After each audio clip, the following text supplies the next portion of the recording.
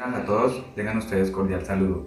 En la siguiente entrevista presentaremos la definición del enfoque humanista desde la parte práctica y teórica. Pues el día de hoy tenemos un invitado muy especial que es un psicólogo graduado de la Universidad Uniminuto, el cual tiene un magíster en reconciliación de conflictos y tiene una licenciatura en teología. Además que sus años de experiencia nos van a ayudar y va a ser muy fructífero para nuestro proceso. Aparte de que esta entrevista hace parte y está desde el enfoque humanista, nos ayudará con nuestra vida cotidiana. Acompáñanos a ver la siguiente etapa. En el día de hoy nos encontramos con Jesús Emilio Velázquez Toro, licenciado en Teología y magíster en Resolución de Conflictos. ¿Cómo estás, Jesús? Estefanía, un saludo muy cordial para ti, para todos tus compañeros, para los profesores de la Universidad Minuto de Dios. En el día de hoy realizaremos una entrevista acerca del enfoque humanista. Primer pregunta, ¿cuál fue el motivo por el cual surgió este enfoque? A ver, Estefanía, yo pienso que el humanismo resultó como una respuesta a una situación en la cual el hombre simplemente valía por su razón. Veníamos de una corriente racionalista filosófica y Abraham Maslow y todas las personas que lo acompañaron dijeron, no, es que el ser humano no es simplemente razón, el ser humano también es afectos, es también sentimientos, es también una parte social, es también una parte afectiva, es también toda una serie de situaciones. Entonces planteemos al ser humano desde otra visión, no simplemente la parte racional o no solamente la parte espiritual que se manejó en la Edad Media, sino que también miremos toda una serie de dimensiones que tiene el ser humano para que lo podamos mirar como un ser integral y como ser integral podamos trabajar con él la parte psicológica. ¿Qué concede el enfoque humanista en el estudio del hombre y cómo ayuda en lo personal y en lo espiritual? A ver, la idea del enfoque humanista es, como su mismo nombre lo indica, ver que el hombre es un ser humano y que como ser humano hay que tratarlo, que como ser humano tiene toda una serie de situaciones familiares, sociales, culturales, económicas, afectivas, espirituales, que es todo un conjunto de elementos que hacen que el ser humano se comporte de una manera o de otra. No es lo mismo como se comporta el niño, por ejemplo, que vive en un barrio de invasión, a un niño que ha sido educado en clase alta, en los mejores colegios, en las mejores universidades. No es lo mismo la persona que tiene hambre, la persona que ha comido bien. No se va a comportar lo mismo la persona que tiene un hogar estable a un hogar inestable.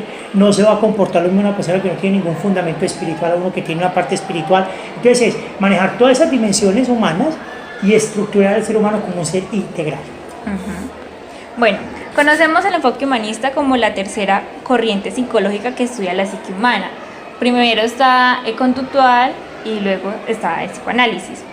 De esta escuela se fundamentan dos movimientos filosóficos, que es la fenomenología y el existencialismo. ¿Qué nos opinas sobre eso? A ver, la parte de la fenomenología y el existencialismo son corrientes filosóficas. Entonces, la fenomenología la maneja Edmundo Husserl y el existencialismo lo manejaba Jean-Paul Sartre, Martin Heidegger. Esos personajes veían al ser humano solamente un enfoque. Entonces, Edmundo Husserl habla de los fenómenos que le pueden surgir al ser humano y Jean-Paul Sartre y todos los existencialistas la parte de la vida humana, del ser humano. ¿Qué hace el humanismo de nuevo? Integrar todas las dimensiones siguientes. Mirar que el ser humano tiene muchas más necesidades, ahí viene el tema de la pirámide de Maslow, que no es simplemente decir, no, es el ser humano es de acuerdo a los fenómenos, de acuerdo a su parte vital, no, tiene muchos elementos que es importantísimo estudiarlos, que es importantísimo analizarlos y no quedarnos simplemente un enfoque o simplemente un elemento. Y aquí, perdóname que hago un paréntesis, el psicólogo no simplemente puede ser humanista o puede ser conductual o puede ser psicoanalista, tiene que ser de todo, tiene que ser de todo un poquito, tiene que recoger de todas las escuelas que hay y hacer un mismo elemento, porque en consulta, sea en clínica, o sea en social, o sea en cualquier otra psicología que va a tener que recoger de todas esas dimensiones, de todos esos elementos humanos para poder dar una solución acertada a la persona que tiene una dificultad. Claro. Hablando entonces de recoger todos los enfoques, ¿cierto? Pero el humanismo, ¿en qué se caracteriza a la hora de la práctica? O sea, en una terapia, ¿cómo entra el enfoque humanista a hacer presencia? A ver, cuando uno empieza a hacer una terapia, desde la visión humanista, uno trata de descubrir cómo está viviendo cada uno de los elementos de ese ser humano. Uno empieza, por ejemplo, ¿cómo es tu vida familiar? No, pues yo vivo con mi papá, con mi mamá. Entonces uno dice, bueno, ya hay una cierta estabilidad, una cierta estabilidad familiar. ¿Cómo es tu vida afectiva? No, pues es que yo tengo una novia, pero peleé con ella y eso me ha afectado mucho. Listo, entonces ya por aquí puede uno meter. ¿Cómo es tu vida espiritual? No, pues que yo voy al culto o voy a misa. Bueno, más o menos tiene una cierta vida espiritual. Y así sucesivamente. Entonces, lo bueno del humanismo es que uno puede recoger toda una serie de cosas que tiene el ser humano, y cuando uno vea como el hilo torcidito por ahí o el huequito por ahí empieza uno a meterse para poder iniciar un proceso de terapia. Bueno, si se busca, o sea, se dice que el ser humano, desde el humanista, se debe tener en un equilibrio. ¿Cuál sería ese equilibrio? Manejar todas esas dimensiones al mismo tiempo. Yo, cuando empiezo una terapia con un paciente en el consultorio que tengo, yo le hago un dibujito a él de las 6 dimensiones que tiene el ser humano. Lo hago como si fuera una torta. Yo le digo, mire, usted como ser humano tiene una parte biológica, social, espiritual, psicológica, afectiva y económica. Empecemos a recoger cada una de esas partes. Empecemos a trabajar cada una de esas partes para fortalecer la autoestima, para fortalecer valores, para mirar a ver por dónde está el pedacito roto. Entonces es muy práctico, es muy bueno, es muy agradable, porque terminas, en vez de hacer una terapia tradicional, terminas haciendo un proceso de diálogo con la persona que tienes al frente como paciente. Terminas haciendo un proceso en el cual estás valorando a esa persona no como paciente, sino como ser humano. Te estás dando cuenta que ese ser humano tiene muchas situaciones muy buenas, algunas situaciones negativas, en las cuales las situaciones negativas lo que tú haces es tratar de levantarlas, tratar de solucionarlas para que la persona sea integral.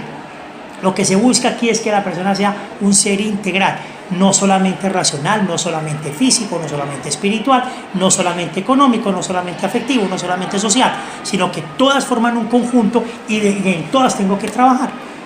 Sí, algo que mencionan pues mucho del enfoque humanista en comparación con otros enfoques es que los humanistas, lo que tú decías, entran en una consulta más de hablar, dialogar, que de intervenirlo como lo hace la parte del psicoanálisis, o de mirar y observar cómo es él y de determinar qué es lo que le ocurre, como lo haría la parte conductual.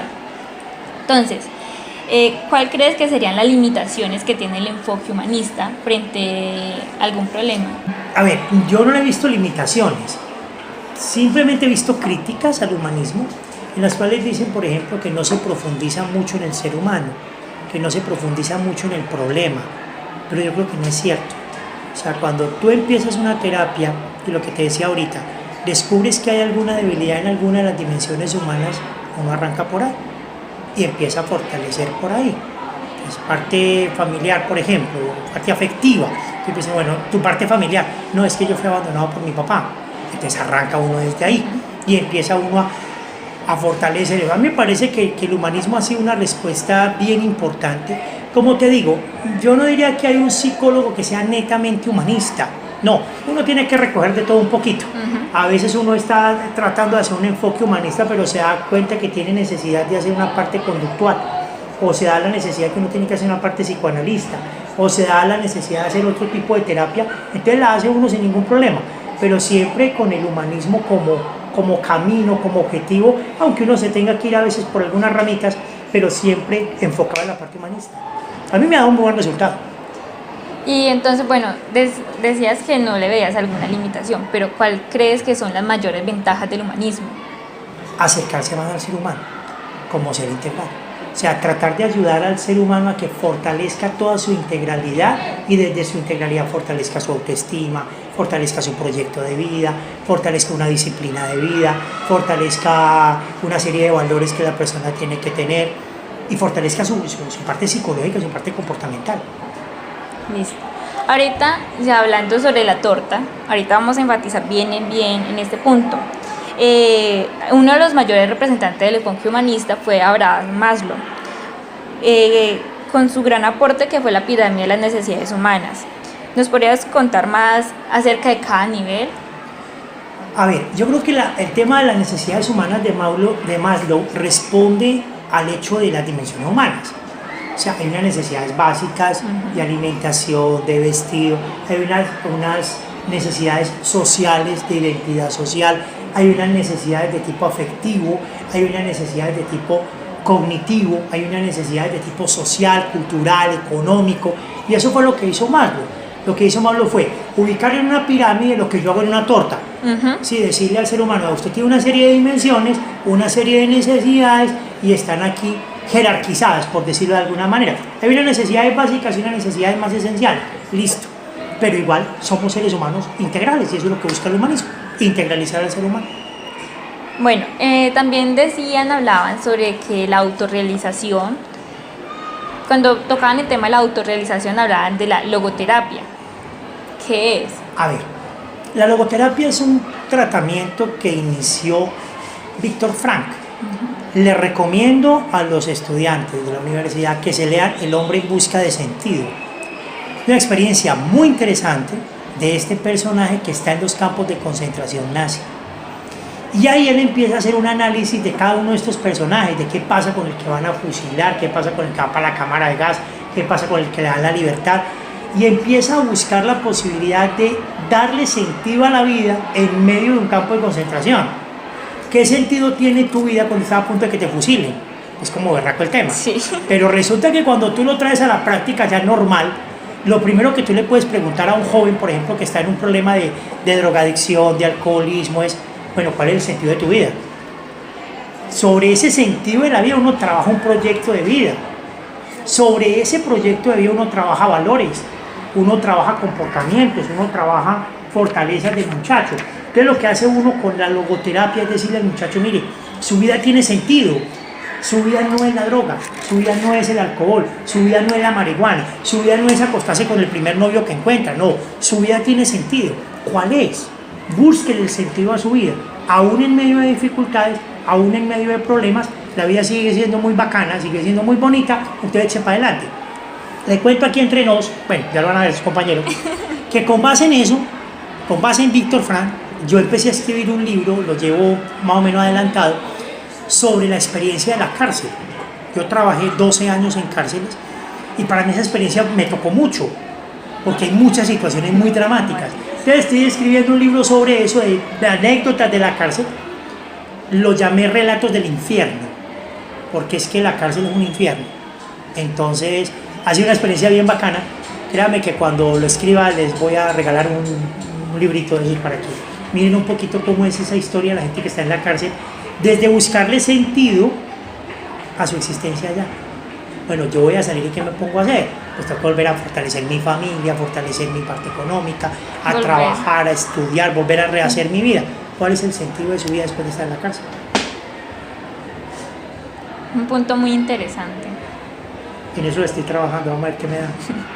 Esperamos muy pronto ese libro. Bueno, hasta aquí sería la entrevista con nuestro psicólogo. Muchas gracias.